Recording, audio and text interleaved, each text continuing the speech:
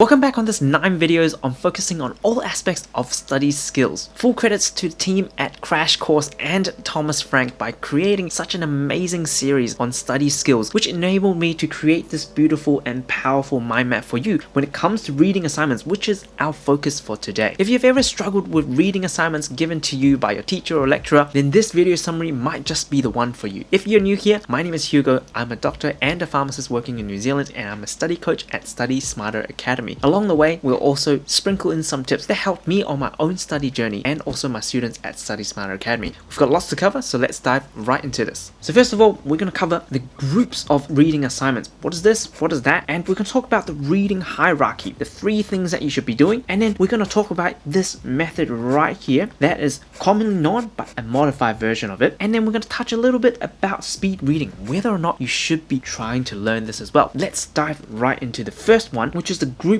of reading assignments that you're assigned usually. So usually the 2 main groups. So the first group here, you have your main textbook. This is where most of your information and most of your time you probably should be basing your information on this. Then you've got all your supplemental readings. It is also really important not to just rely on this one sole source of information, because when you learn information, maybe when it's explained to you in one way, you absorb about 5 to 10%, then you read it according to another sense. It is also important to consume information in different angles. That's why most of your information off your main textbook also important that you also read on the same topic in the supplemental readings, because it gives you different angles and it gives you a better picture when you try to synthesize all of this in your own words, maybe forming a mind map of your own, just like what we're doing here right now. Now next, understanding these groups, then we talk about the reading hierarchy, what you should really be focusing on. For example, the first and foremost thing, you should be focusing on things that gives you arguments or actually opinions, because this gives you this one-sided information. So you can actually try to synthesize, do you actually stand with this? Do you actually agree with this? Or do you actually want to go oppose this? And what is your rationale? This actually sparks a lot of thoughts and a lot of processing power in terms of the information that is brought to you. So things that give you arguments is great. And then number 2, which is the descriptions, which is really well done, usually by main textbooks, and it just gives you that description of the information. And then finally, we've got information that gives you context. Again, main textbook usually does it very well. That's why in the supplemental reading, sometimes when you get opinion pieces about arguments, that actually sparks your ideas, because for example, if there are words that you don't understand, there are jargons that you don't understand, you immediately will try to apply it and try to actually look it up, because you need to actually understand all of this technical terms to actually form your own argument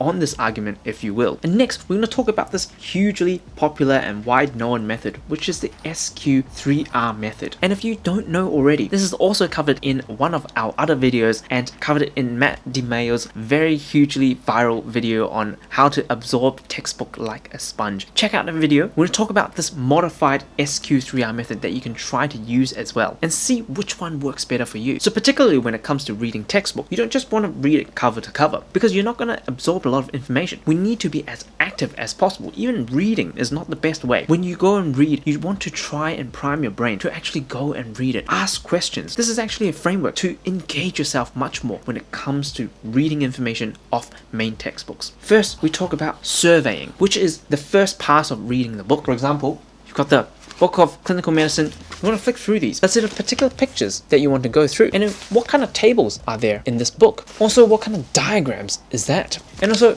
how is this book actually organized? And what type of recurring headings is actually in the book? And this actually all gives you an initial idea of what type of information that you need to cover, which then hopefully sparks number 2, which is the questions. The questions about this book and the questions about the chapters. What are you going to cover? What type of things that you're going to ask? What type of things are potentially going to come up in your own exams? And in particular, if you actually look into the later chapter questions, it doesn't have it in this book, but a lot of textbooks have it, is that the end of chapter questions, those can actually help you prime yourself, because the author thought it was so important that they put it in the book. So it primes you to test yourself on the information that was covered in that particular chapter. So then next is the actual reading part, because once you've surveyed it, once you look through the questions, now with the questions you understand, oh, actually these are the things that I don't understand. Then when you read, you're actually hyper focused on trying to answer those questions, and this is how you absorb information. Then the next important part, of course, is recalling. Are you able to answer these questions without the use of the textbook. If you are, then this knowledge is truly yours. If you aren't able to do this, then this information still stays within the pages and it's not in your brain, so it doesn't help you in the actual closed book exams. The next bit is the modified bit that I've actually put in here. The last R. Instead of review, which is very similar to recall, I want you to actually relate in terms of how you're able to use this information in real life, how you're able to help people in real life, how you're able to apply this, how you're able to relate this information to a metaphor, to something that's very simple, how you're able to explain this simply to a 5-year-old or a 10-year-old. This is really, really important because again, this is a higher level of learning and this is how information sticks to your brain much better. Speaking of relating, this is how we're trying to relate information across one another. We're trying to form hierarchy of information. We're trying to relate all this information together. So when you go and watch that crash course video on reading assignments, you may have a different version of this, or you may have a similar version because you organize information the same. Then last but not the least, we're going to talk about speed reading. When it comes to normal reading, most people read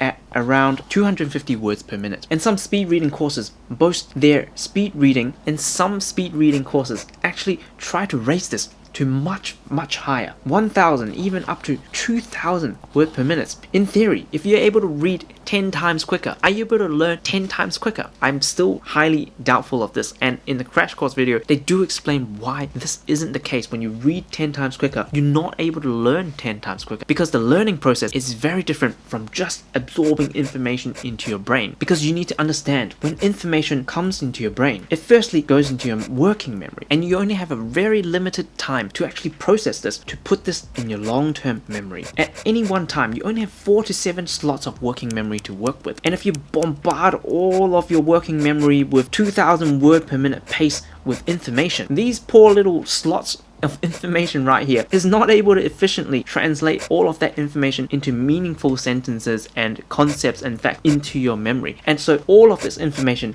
tends to only just get forgotten and lost. So you would be reading a lot, speeding a lot, going through the pages a lot, but if it requires a lot of understanding and concepts and relationships, all of this is not being able to be done. So we'll cover this in our next section, which is talking about memory in depth, why this is the case and how you can improve your memory as well. So here we briefly touched on the concept of reading speed versus comprehension. So how you're able to understand rather than just reading and speeding through the whole book, and then at the end of it you're not able to explain anything in your own words, so none of this information is yours. So I hope this has given you a good overview and summary of study skills number 2, which is our reading assignment skills. I know my writing is definitely not the best, so I've also created a version that is typed up so you can check out the description below and download and share it with your friends as well. I hope this video has been helpful for you. Please like and subscribe, and I look forward to seeing you in the next ones in the series.